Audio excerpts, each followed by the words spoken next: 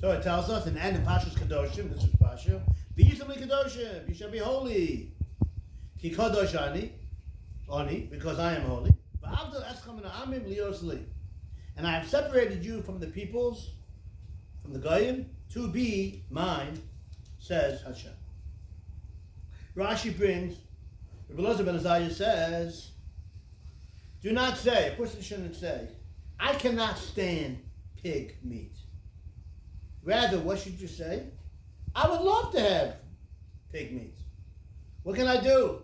God forbade it and commanded me to separate myself from the nations in order to be his and to accept his sovereignty upon myself. The famous Rashi. Okay? A person shouldn't say, another example would be, a person shouldn't say, to me it's disgusting, the whole idea of wearing a suit that has linen and wool in it. No. I would love to wear it. It's very comfortable. I don't do it because the Torah said not to do it, and I'm a Jew, we're separated from the Goyim, and we're Hashem's. Very nice Rashi. That could be the end of the Dvar Torah. But I was very excited today because I always thought to explain Pshat in this Chazal, to explain what the rabbis are telling us, and I was very happy today that I saw that somebody says what I always thought. And that is, why is that important? Who cares? As long as you do what you're supposed to do. What's the difference what your kavanah is? You're not supposed to eat pig. Does it make a difference whether or not you say, I would eat it, but I'm not because the Torah said, or if you just say, no, it's disgusting to me.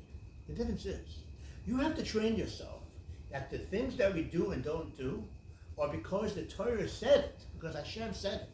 Not because of your own personal view, your own personal likes and dislikes.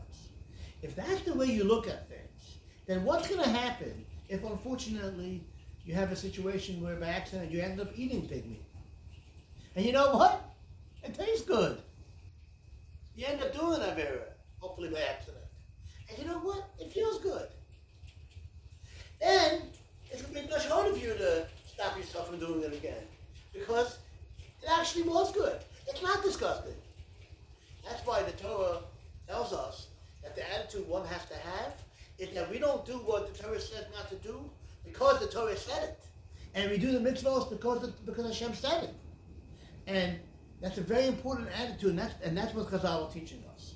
That the attitude one has to have about the things that we do and don't do is we do because Hashem said so, and not because of our personal feelings towards the mitzvahs. Because like I said, because if you realize that your attitude changes, then unfortunately your performance of the mitzvahs might change.